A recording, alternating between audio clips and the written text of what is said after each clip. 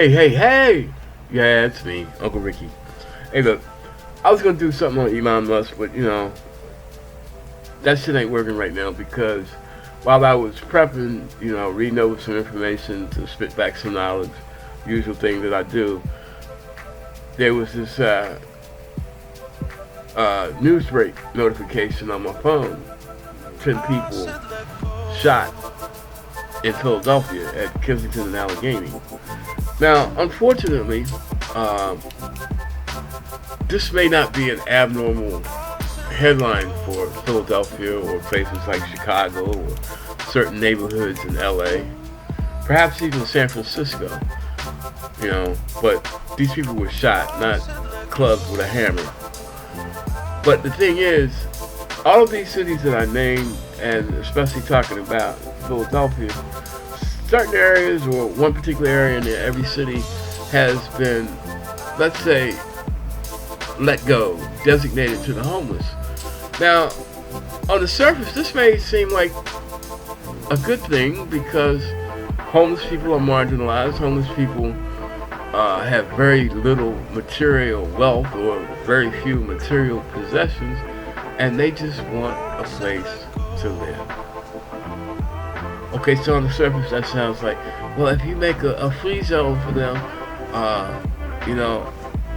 let them do their thing and don't bother them, it'll be alright. It would be alright if people were intelligent enough or caring enough to understand that it's not only about space, it's about viable space, and it's about space that has services that are affordable and actually contribute to the welfare of the people in the situations that they live in. This is not absolutely true about Kensington anymore.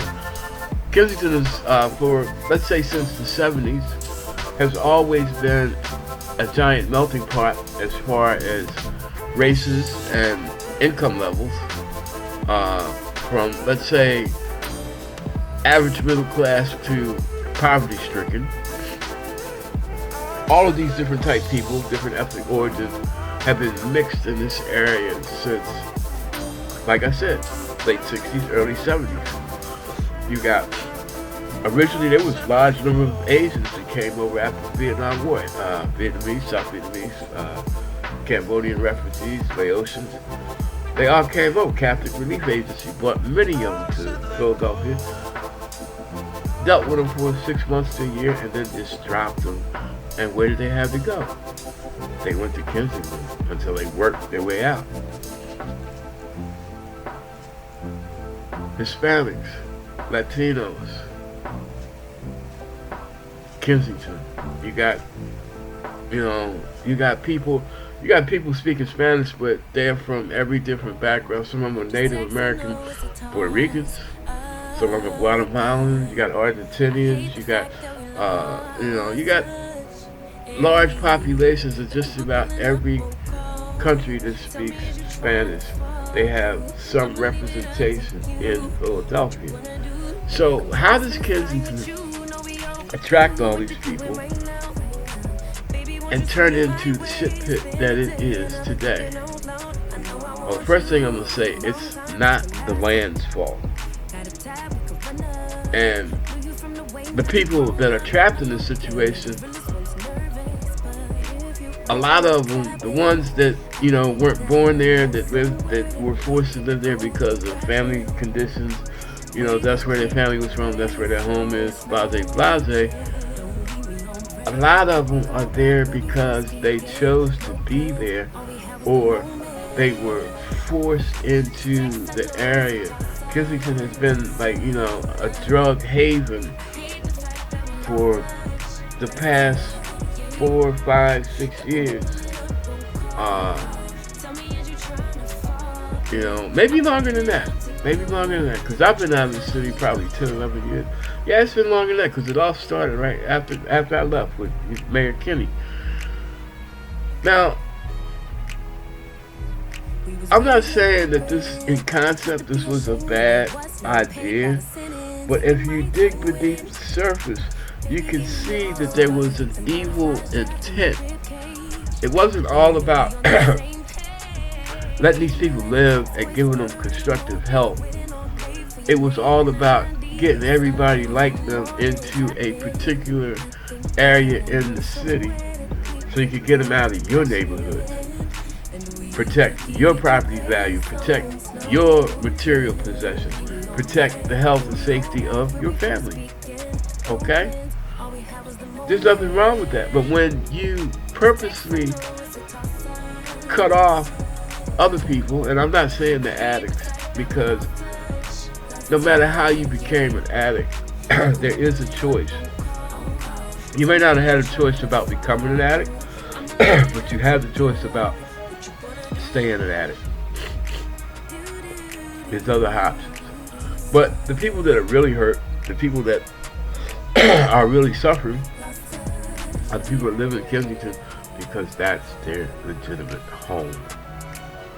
They got to put up with this shit. They got to put up with the fact that the money that they bust their ass to make to pay their rent or to pay their mortgage goes into a building, a facility that 9 times out of 10, because it is in Kensington, it is substandard. 9 times out of 10, because it is in Kensington, they do not have the financial resources to repair it out of pocket. 9 times out of 10, they don't have the credit or the credit history to get a loan because they have no viable collateral, because what most people would use their home is collateral. All they got is a house in Kensington that needs repair. So how much money are they going to get? It's a closed loop system, and it is a system that I believe was designed from the beginning to fail. It didn't fail inadvertently due to mismanagement. It failed because that was the way that it was designed to. Why? Because the neighborhood of Kensington is built on land that used to be viable, land that used to be worth something. Economic recessions, white flight, all contributed to that land being abandoned and turned over to whatever.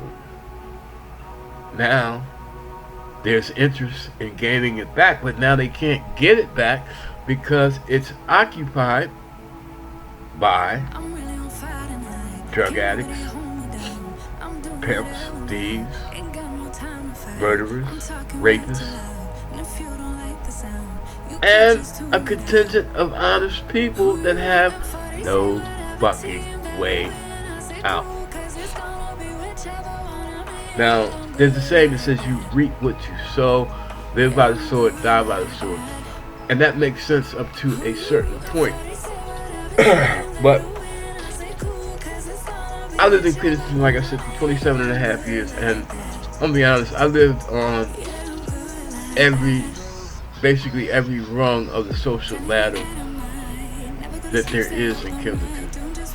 I was a resident trying to mind my own business, go back and forth to work, make my money, stay in my house, go out and have a good time, blase, blase, not dominate and not be dominated.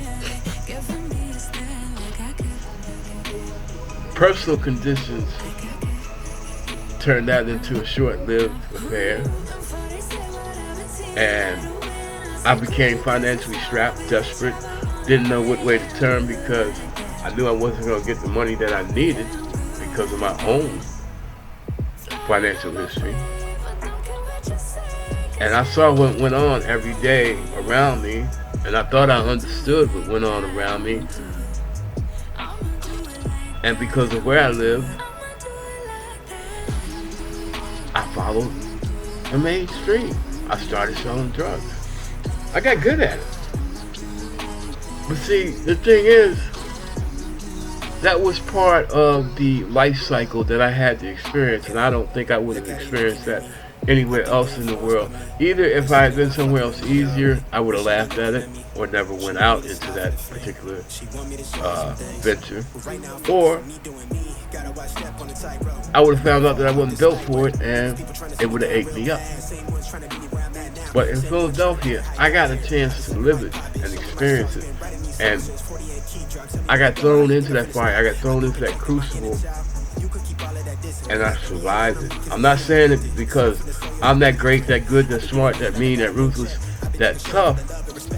It was just my time to survive, and Philadelphia was the place that I survived in. Kensington and Allegheny was the neighborhood that I lived in, and that I'm not intelligent enough or wise enough to realize that by now. Shame on me. K&A is afflicted. K&A is dangerous. K&A is not the greatest place in the world to live. But that does not mean that there is not a human element in K&A. That it does not mean that there is not understanding and that there is no will to do better. There's a lot of people in K&A that own property that want to live there that, okay, financially they can't go anywhere else because they can't amass enough money to move anywhere else, and all they have is whatever they have in K&A. But they can't do like other people in other neighborhoods and try to protect their own because the city has written the neighborhood off. They do not give a fuck. Let them kill each other, and then we'll just go in 2 or 3 years, burn what's left to the ground, bulldoze it over, pour some new concrete, and start all over again. And we'll own it all because it'll all go for cheap, because nobody will want to be associated with or retain that memory of how bad it was at K&A. It's bad. I'm not gonna lie. It's bad. It's disgusting. It's terrible. I wouldn't want to live there. I wouldn't want to raise my kids there. I feel sorry for people that are trapped there with kids, that are honestly trying to raise their kids and not use their kids for a welfare check. Philadelphia has got to do better. The city has got to get back into the neighborhood. The city has got to get back into trying to be civilized in the way that they deal with the residents, the real residents of the neighborhood. And they have to come to some kind of method of making it a habitable place for the people that already live there. Well, that's about it. That's all I got to say. God bless and goodbye. And see you next time at Uncle Ricky's house.